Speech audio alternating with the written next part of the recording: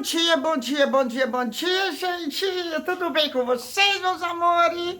Eu espero que estejam tudo bem com vocês, meus amores.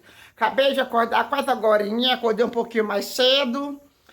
Então, pessoal, ó, ontem eu fiz um vídeo, né? Indo com meu esposo lá no CAPS.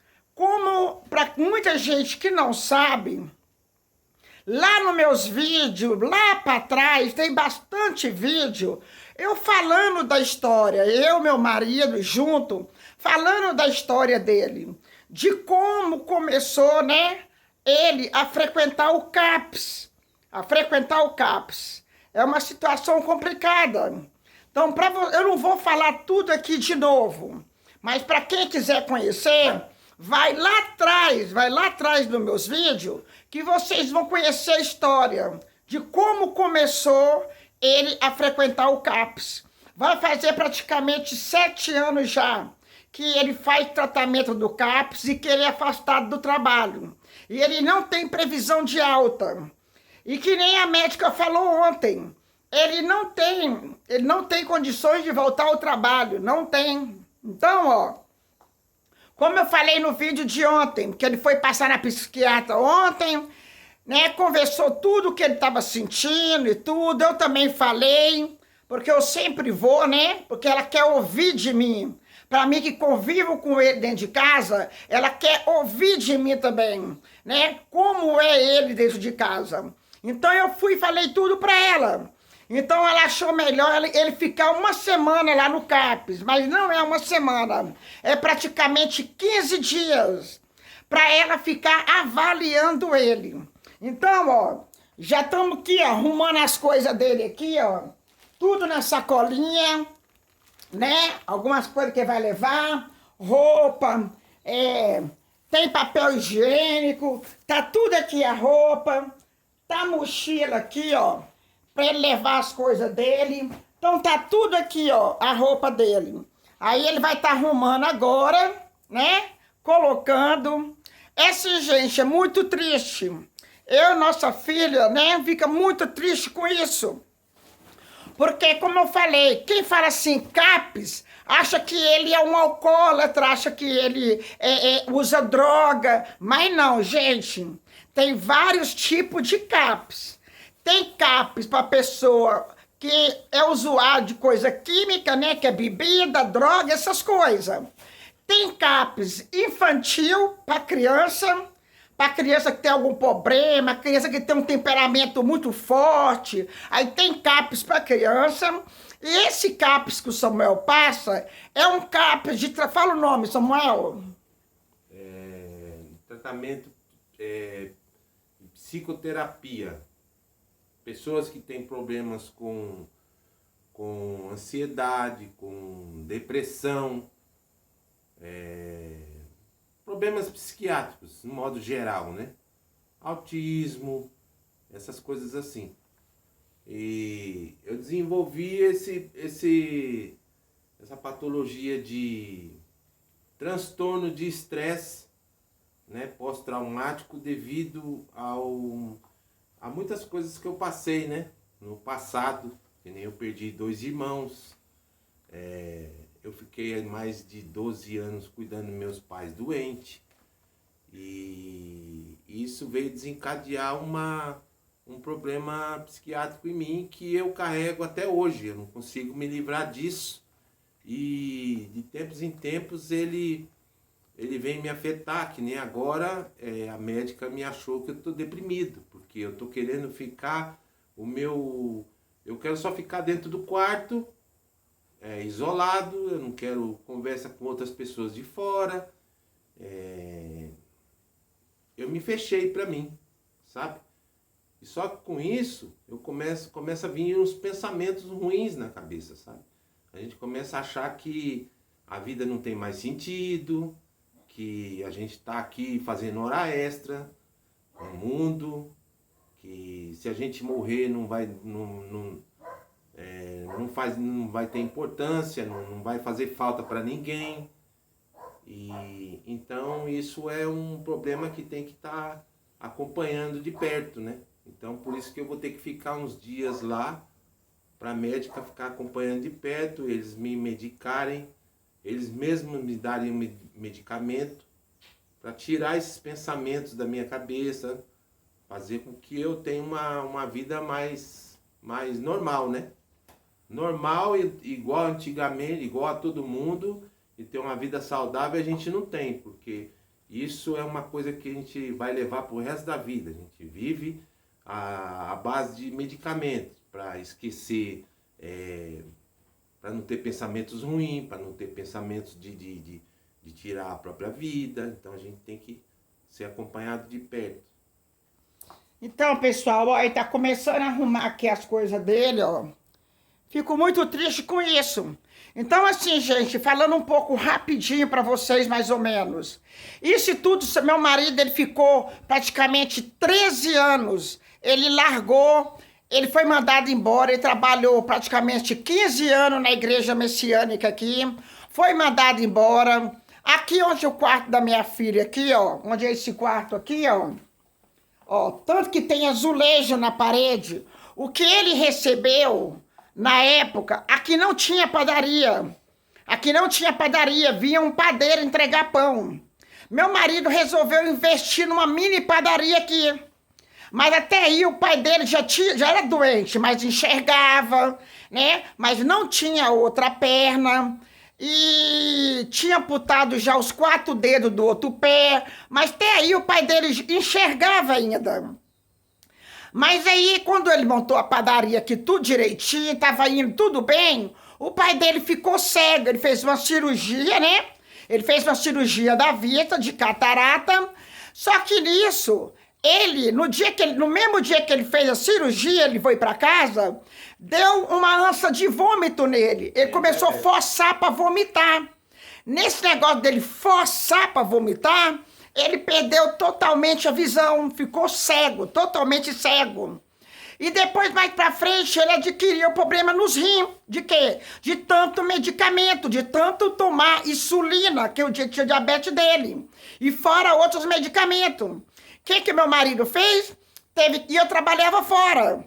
Ele teve que fechar a padaria para cuidar do pai. Porque o pai teve que fazer 3 vezes por semana hemodiálise. Entendeu? Hemodiálise. Então ele tinha que sempre acompanhar o pai dele.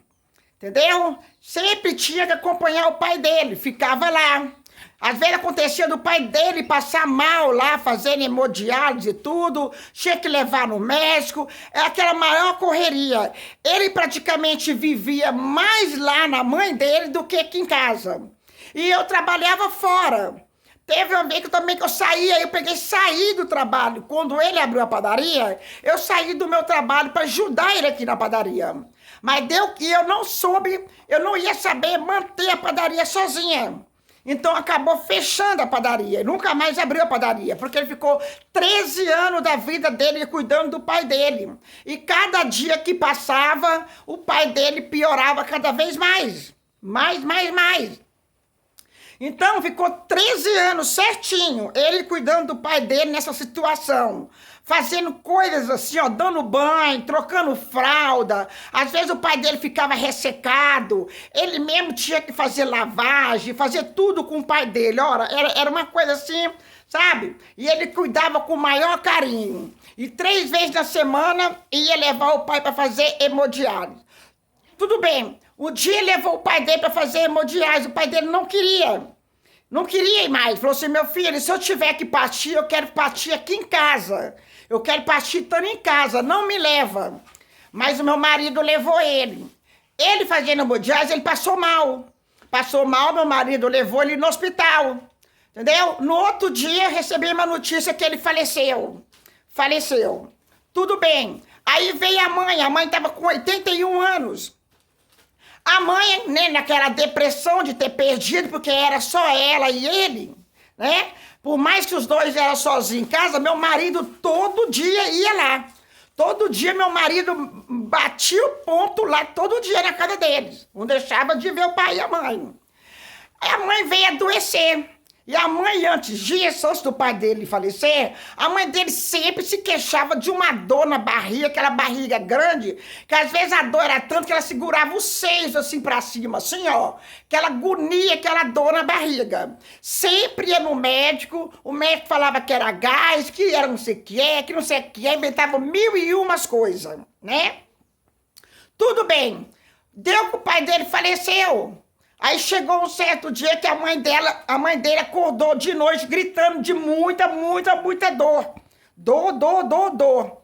Levou no balneário. A sorte que encontrou um médico lá e esse médico não é brasileiro. Não era brasileiro.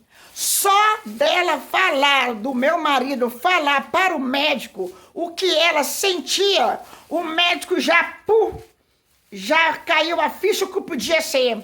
Pediu urgentemente o exame. Pediu o exame e o exame custou. O que ela tava, amor? Olha aqui. O intestino, ela estava com diverticulite e o intestino dela tinha estourado dentro da barriga.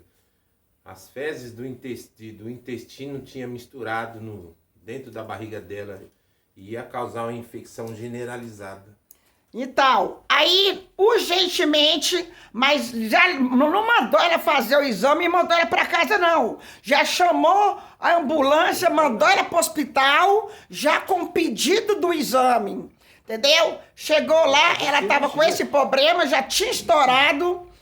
Aí a médica tinha que fazer uma cirurgia urgente. A médica chegou pro meu marido e falou: você acredita em Deus? Então você reza, que sua mãe às vezes não pode sair com vida dessa cirurgia. Graças a Deus, ela conseguiu vencer. Mas ela só teve 3 meses só de vida. Por quê? Porque ela foi fazer o exame para ver se já dava para reconstruir, fazer a ligação, né, do intestino para o ânus. Então, nesse exame que foi fazer, acabaram furando o intestino dela. Acabou furando o intestino da mãe dele. A mãe dele ficou praticamente 4 dias internada, não bebia água, só comia gelatina. Nós, quando ia visitar ela lá, ela pediu, pelo amor de Deus, para tirar ela de lá, para trazer ela para casa. Se tivesse que partir, ela queria partir aqui dentro de casa. Pedia água, porque ela estava morrendo de sede, que ninguém dava água para ela. E nesse dia que nós fomos visitar ela pediu tanto água que eu falei assim: não, eu vou dar água para ela agora. Peguei o copo de água, dei para ela no canudo. Ela tomou com tanto gosto, mas com tanto gosto, de tanta sede que ela tava, entendeu? Aí, no outro dia, liguei pro irmão do meu marido, o irmão do meu marido veio. A vontade dela era de ver o filho, e ele morava no Rio Grande do Sul. E eu liguei para ele: vem que sua mãe quer te ver. Quer te ver. Só que ele chegou tarde demais, né? Chegou tarde demais. Que no outro dia, no dia que a gente foi visitar, ela parecia que, nossa, não tinha nada. Parecia que ela tinha melhorado de tudo. Porque tem esse ditado, gente. Não sei se vocês já ouviram falar. A gente, quando tá para partir, a gente tem uma melhora assim repentina, uma melhora tão boa, né, que diz que é para tranquilizar os parentes, para aqueles espíritos de anjo de Deus, para vir resgatar a gente, para levar, porque o sofrimento da família prende a gente partir. Então a mãe dele parecia que não tinha nada, mas nós fomos lá, conversamos com o médico não deu alta para ela. Quando foi no outro dia que o irmão dele chegou e foi o horário de visita e nós fomos lá para visitar ela já estava na UTI, já estava entubada e tudo. Meu marido subiu, mas o irmão dele, ela estava toda entubada, sem roupa, só com um pano jogado assim, do umbigo para baixo. Gelado, aquele ar gelado, porque a febre dela estava muito alta. Por quê? Porque o intestino dela tinha furado e a fezes já estava tudo dentro dela. Então já tinha dado, né, infecção. Aí ele só viu ela um pouco, nós voltou para casa. No mesmo dia que nós voltou para casa, quando foi um pouquinho mais tarde, o telefone tocou. O telefone tocou, a moça pedindo, falando que os médicos queriam falar com eles. Então, nisso aí, nós já se tocou. Porque quando falece alguém no hospital, ninguém liga falando, ó, vem que fulano faleceu. Não. Eles falam que os médicos querem falar com a gente. É assim que funciona. Então, por aí a pessoa já sabe, a pessoa faleceu. Porque eles nunca dão a notícia pelo telefone que faleceu alguém lá da família. Nunca. Eles pedem pra gente lá que os médicos querem falar com a gente. Então, aí ele e o irmão dele já sabia que a mãe dele tinha falecido. Então, depois do pai, ele ficou cuidando da mãe. E eu ajudei ele a cuidar da mãe dele. Então, a mãe dele fez esse exame em 4 meses. Ela foi refazer o exame para ver se dava para fazer ligação de novo do intestino para o ânus. E acabou perfurando o intestino dela, infelizmente. Então, isso é uma história muito triste. Fora o irmão que ele perdeu há 32 anos atrás, né? Que ele foi assassinado dentro do ônibus. Ele não se conforma até hoje. Então, tudo isso mexeu com a cabeça dele. O pai dele tinha uma boa aposentadoria. Pagava ele, porque tinha a família dele, que sou eu e a filha dele. Então, o pai dele pagava ele um salário todo mês, né? Para manter a família dele aqui em casa. Quando o pai dele se foi, essa pensão ficou para a mãe dele. E a mãe dele continuou pagando para ele, né? Para ele ficar cuidando dela e tudo. Mas quando a mãe se foi, acabou. Aí ele teve que arrumar um trabalho. E o trabalho que ele arrumou foi de motorista de caminhão, de ficar dirigindo, de arrumar esses postes de rua, né? Luz apagada, essas coisas. Então ele passou por muitos apuros, assalto, muita coisa. Uma vez ele estava parado no farol, um motoqueiro vindo de madrugada do trabalho. Eu acho que ele cochilou na moto, que ele não viu o caminhão dele parado no farol. Ele deu com de tudo atrás do caminhão. Meu marido, quando desceu, viu, o cara já estava lá caído, com a cara afundada, com o capacete afundado. Depois meu marido ficou sabendo que o cara faleceu, pronto. Aí um dia meu marido chegou de manhã em casa, viu eu e minha filha, e perguntou para nós duas quem era nós. Nós achou que ele estava brincando. Aí, né, nós riu. Aí ele falou de novo. Aí nós vimos que ele começou a chorar e tinha uma casa no fundo, na casa da mãe dele. Aí nós fomos lá atrás dele. Chegou lá e estava chorando. Aí ele perguntou, cadê minha mãe e meu pai? Cadê meu irmão? Eu falei, Samuel, seus pais já se foram, seu irmão não mora aqui. Aí nós vimos que a coisa era séria. Aí foi aonde nós levou ele no médico. Desde esse dia que nós levou no médico, explicou tudo pro médico, o médico já deu encaminhamento direto pro CAPS para ele. Direto pro CAPS. Então, 8 anos praticamente vai fazer já. 8 anos que ele faz tratamento no CAPS, por causa desse trauma que ele tem dentro dele, né? De ter perdido o irmão assassinado dentro do ônibus, que ele não se conforma, né? O que ele passou, viveu com os pais dele, tudo isso. E isso acabou afetando tudo a mente dele. O trabalho dele, que ele tinha que entrar em cada bocada que vendia droga, essas coisas, e tinha que ligar a energia. E sendo que eles mesmos que desligavam a energia. Aí apontava a arma para eles, falava assim, você ligar a energia aqui, nós vamos atirar em você, vai embora agora, vaza. Aí eles tinham que sair correndo, embora. Não podia ligar a luz ali. Roubaram o celular dele, tudo, aí passou por 1001 coisa. Ele tomava energético, cafeína, para não dormir à noite.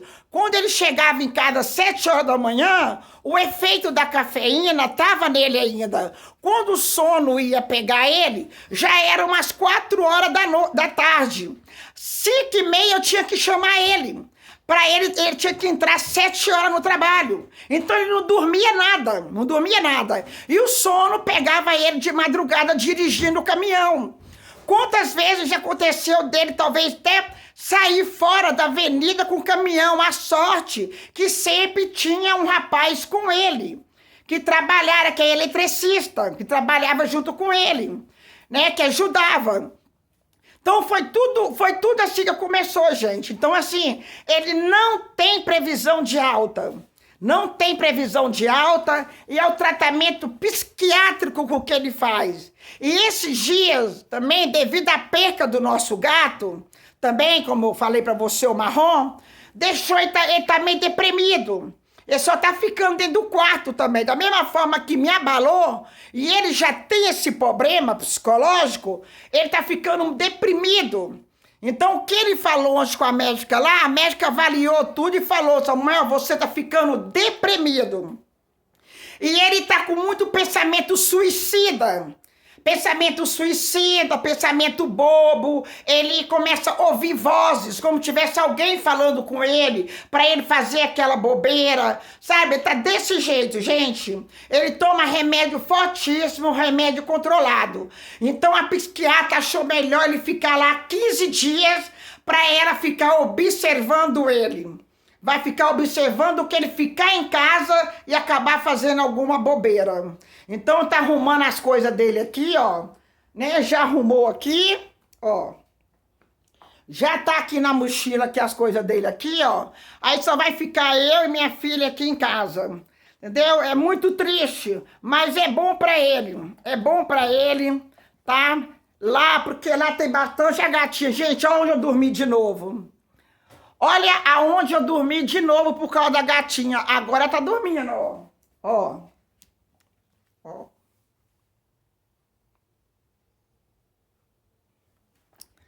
Então, gente, é isso aí. Aí dei, ó, comidinha pra ela, ó. Dei comidinha.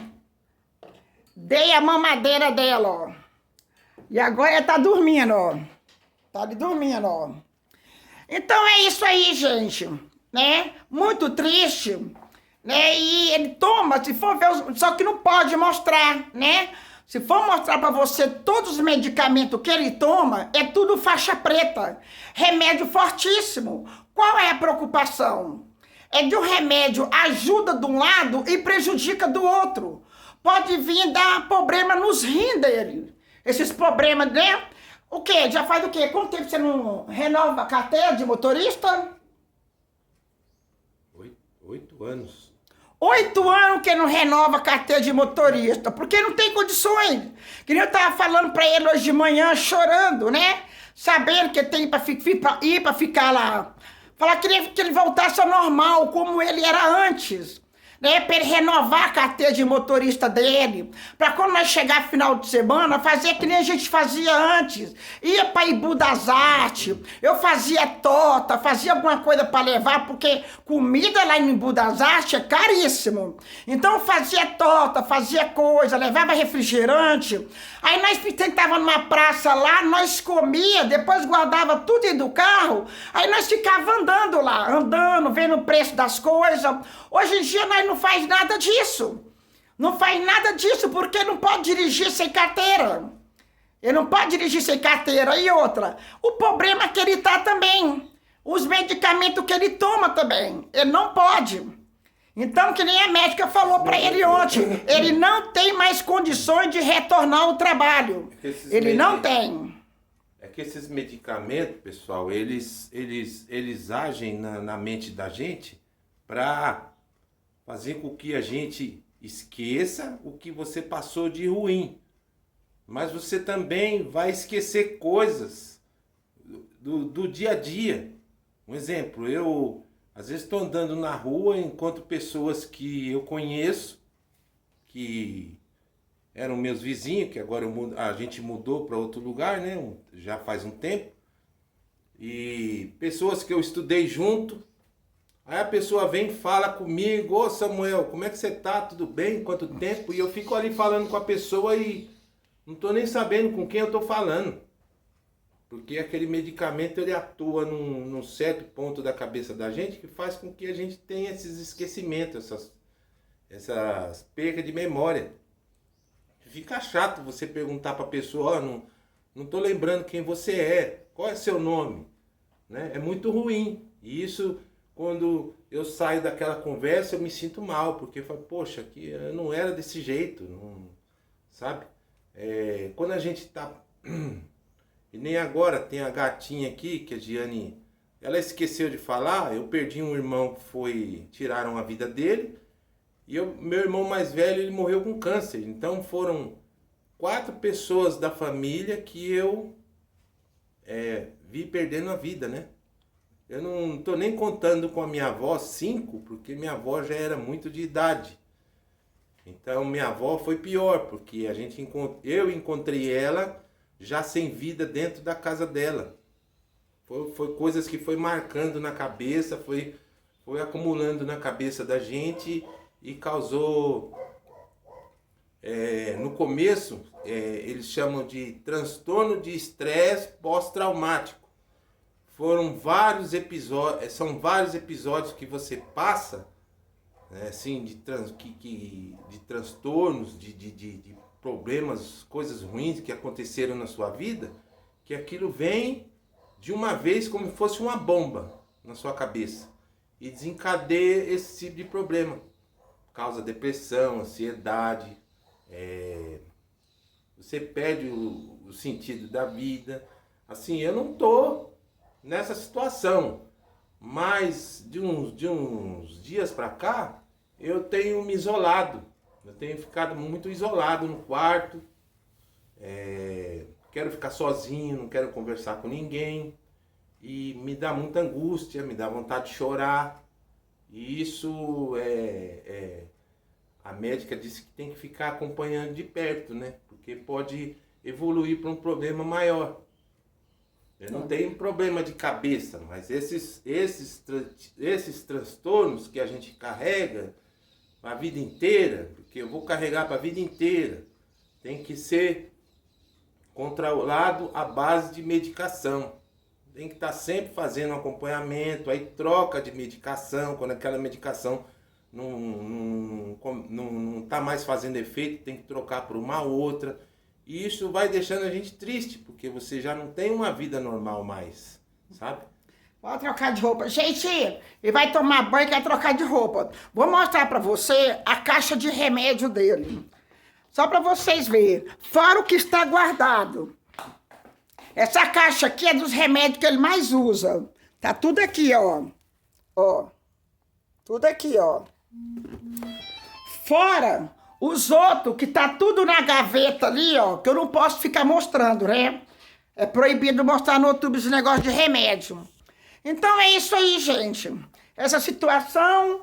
Então tá aqui, ó. As coisas dele já arrumadas, né? Eu e minha filha vamos acompanhar ele, deixar ele lá, ficar um pouquinho com ele lá. Final de semana a gente pode ir lá visitar ele, né? A gente pode estar visitando. Então é isso aí, gente. É que nem eu sempre falo na minha live, né? Todo mundo me vê brincando, rindo e tudo. Mas que nem eu falo, todos nós temos problema. Todos nós temos uns problemas, temos uns momentos difíceis na vida, né? Mas assim, eu sou o tipo de pessoa que às vezes, esses dias nem tô fazendo live direito. Porque eu ando meio triste ainda por causa do meu gato. Agora vem esse problema do meu marido. Então nem estou fazendo live direito. Por quê? Porque eu não sei fingir. Eu não sei fingir uma pessoa que eu não sou. Eu não sei fingir, não adianta, sabe? Então, por isso que eu evito fazer live. Porque do que eu ficar em frente da live ali, pessoal, bem, todo mundo me vendo, e eu tentando fingir aquilo que não tá sendo eu. Então, eu nem faço live, não faço. Mas hoje eu vou fazer. Hoje eu vou fazer, tá? Porque na live eu vou explicar melhor para as crianças, porque as crianças perguntam, porque estava me ajudando muito na live, por causa da minha garganta rouca, né? Mas do nada veio, mas tudo por quê? Acho por causa da perca do nosso gato também. Isso mexeu muito. E ele tá passando a ficar isolado dentro do quarto, angustioso. Aí fica com esses pensamentos, tudo que aconteceram lá atrás, há 30 anos atrás, é como se fosse acontecer hoje para ele. É como se tivesse acontecido hoje. Então isso está mexendo com ele, deixando ele deprimido. Então a médica achou melhor ele ficar lá na acolhida. Porque pode vir que isso pode piorar e ele cometer alguma coisa errada, fazer algo de errado. Que nem ele mesmo fala, ele fica ouvindo vozes, as vozes falando com ele. Às vezes ele escuta a voz, quando ele vai olhar para trás, não tem ninguém. Não tem ninguém. Então isso é muito perigoso. Tá bom, gente? Ó, eu vou lá, tá? Eu vou lá que eu vou acompanhar ele, tá bom? E na live eu explico tudo direitinho pra vocês. Tá bom, gente? Um beijo pra vocês, gente. Eu vou lá, tá? Beijo! Fui!